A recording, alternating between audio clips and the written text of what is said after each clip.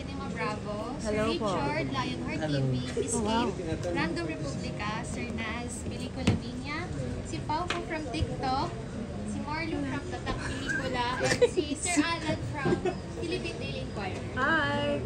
Oh my God, mga legit. Oh my God. Okay, sige, go.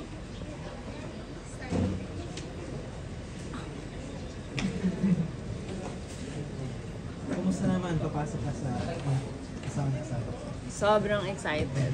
Kasi nilalaro ko lang yung character ko dito. I love my character. Alam niyo, pag nagtrabaho ako na love ko yung character ko. I don't even think. I just perform. So, ganun yung feeling dito. Kailan una sinabi sa'yo na papasok ka dito? Matagal na. I think about a month ago.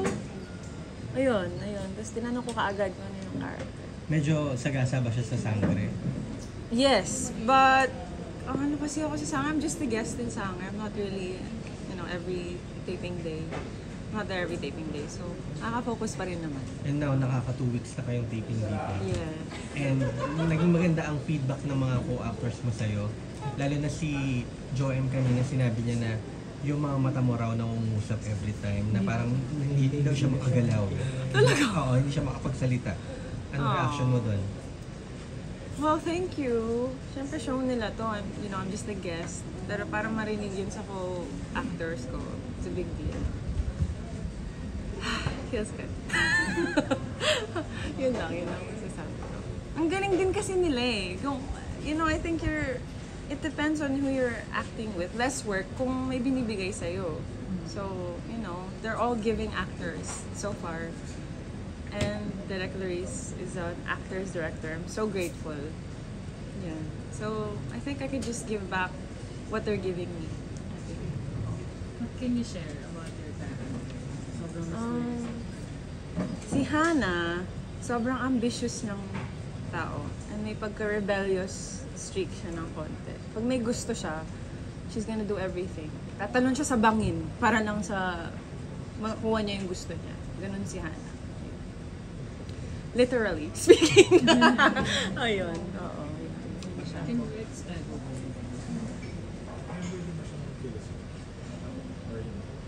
Pwede ko ba sabihin yun? Okay. Oo, magiging miyembro siya, yes. Ng Kalasag, yes. How was it? Parang more, ba kayo? Outdoors? Actually, ngayon lang ako nakapag-shoot nung eksena ko sa Kalasag. But you guys know me naman, I mean yung mga that's my childhood. Oh, yun lang. Nung sinushoot namin, parang umalik ako sa pagkabata kasi yung tatay ko, lagi ako sinasama. Akit ng bundok, tara! Magte-train ng barel, tara! Sama kayo! Train din, hawak kayo ng Armalite. So, normal na lang. Normal. Gets ko na kung ano yung ibig sabihin ng Kalasag. Oh, okay. Yun. Which was fun, kasi diba, sabi ko nga, pwede na lang ako tumalon. Kilala ko na siya. Kilala ko na si Hannah kung sino siya. So, half of the work is done. So, saan mo nagaling din yung challenge sa tingin mo? Si Hannah kasi, late dumating sa kanya yung motherly instinct. She got pregnant, 17 years old, and gave birth 17. Very young, she's very young. Very different from me. I mean, I was young then, but iba kami ng maturity when she gave birth. So, kinailangan kong intindihin kung paano niya nagawa yung iniwan niya yung family niya. Iniwan niya yung anak niya, asawa niya. Hindi ko pa siya magas nung una na paano niya nagawa yun.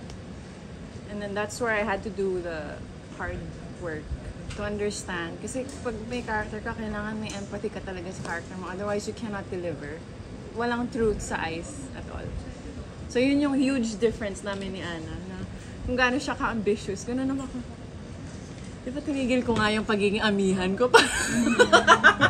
So parang magkaiba kami. Oo, yun.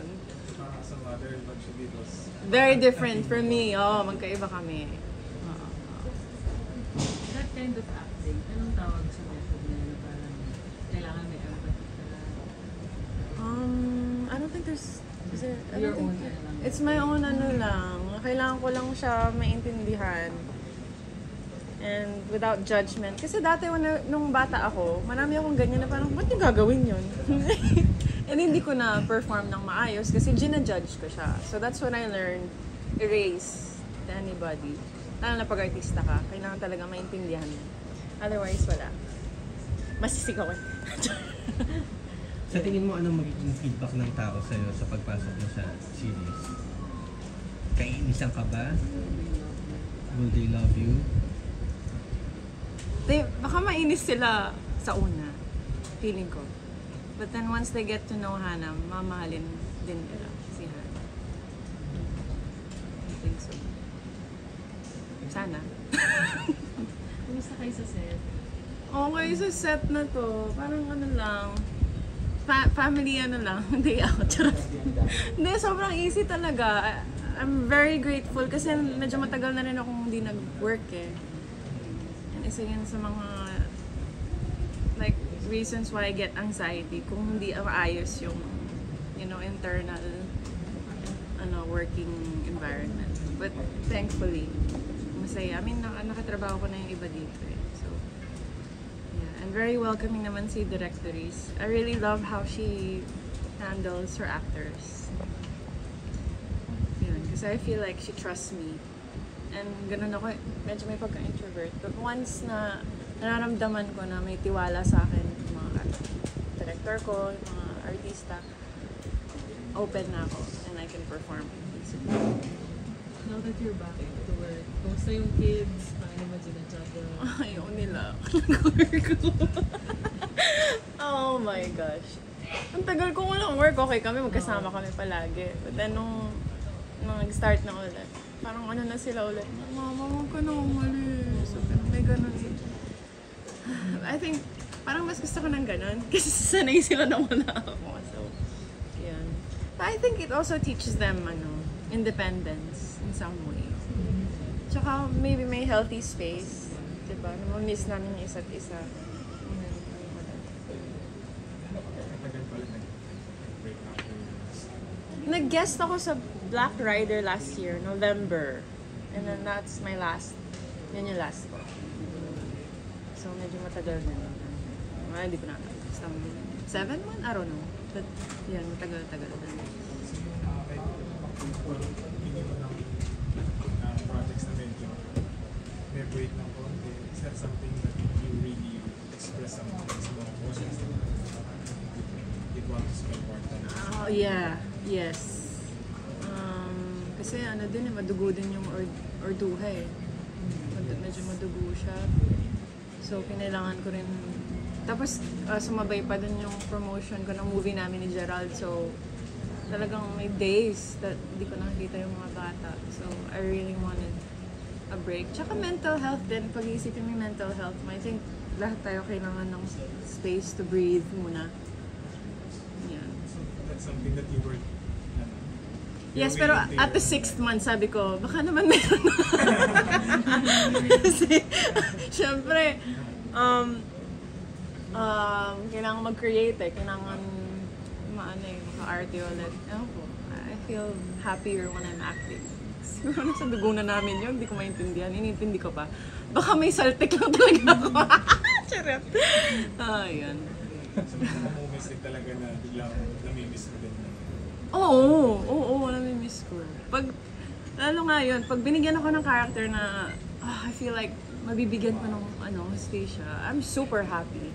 Pero pag yung medyo kinakabahan ako, yun medyo scared, may anxiety ako. Pero pag it's a character like this, it's therapy for me. Like, ang dami kong nabubunot bigla from my life and just put it all in there. Maganda yung, kinakalabasan. May factor ba ng pagpili ng projects yung anak ka naman? May factor ba yung may anak ka naman now, so yung pagpili mo ng mga projects? Actually, it's been a while since I did. Kasi yung last na nanay ako, like I'm a mom, amihan eh, pero hindi masyadong yun, di ba? Tapos nag-orduha ako, hindi naman ako mom doon. I mean, yung ngayon na mom ka na, may yung mga pinipili Does it mo affect? Pagpili mo ng projects. I want more, hindi complicated but more human, imperfect characters. Kasi I feel like I can offer myself in some way. Hindi yung normal na...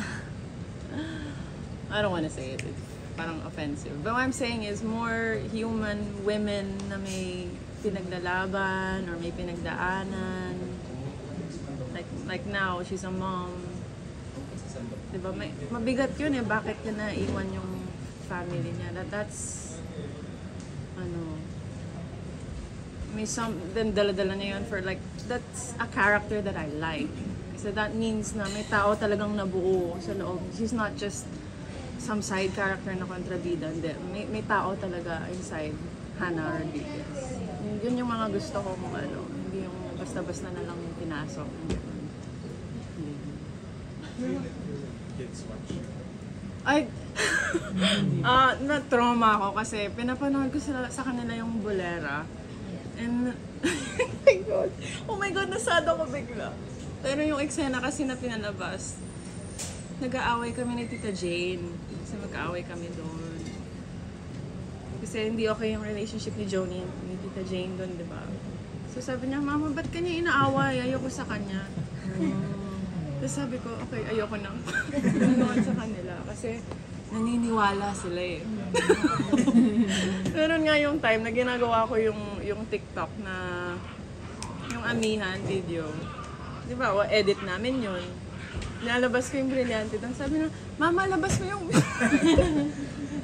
Gusto ko makita, Mama, labas mo. Eh, hindi ko masabi na, Siri, hindi naman ano yan, it's not real. Hindi ko ma-explain na inedit lang yun. So, iniiwasan ko lang na makapanood sila ng mga hindi nila maintindihan ba? Kasi kakalabanin niyo eh. Galit na galit siya. Sabi ko, okay, wag na lang. May eksena din na umiyak ako. Tapos umiyak din siya. Sabi ko, anak, hindi siya totoo. Kalma.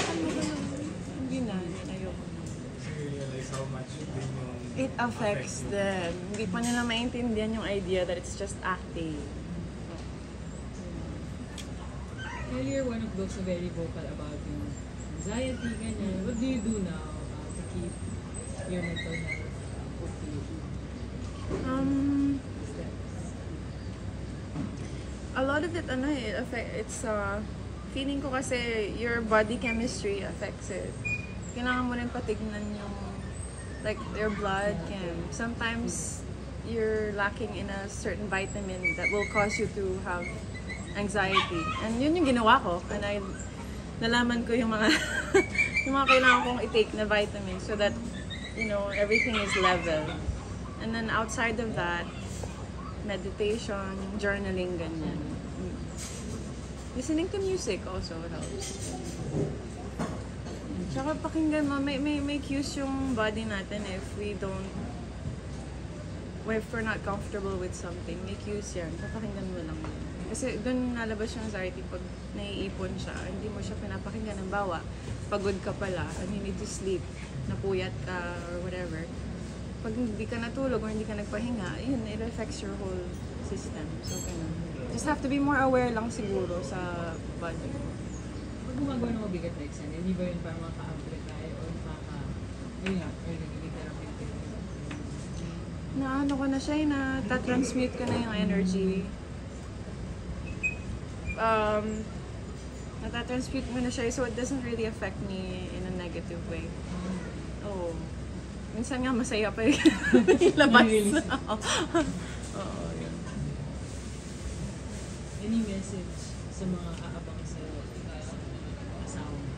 Sana po matouch kayo in a way na natouch ako nung nabasa ko yung story ni Hannah. At sana maramdaman nyo na nakaganda naman siya sa story. After everything, meron tayong pagdadaanan, nakakaibang heal to get there. But sana nga mapamahal na rin kayo kay Hannah. Medyo ready ka naman sa hate. Possible hate. Oo, kasi love na love ko siya. So, gaya ng sabi ko kanina, pag love ko na yung character, oo, okay na. Thank you, Kylie.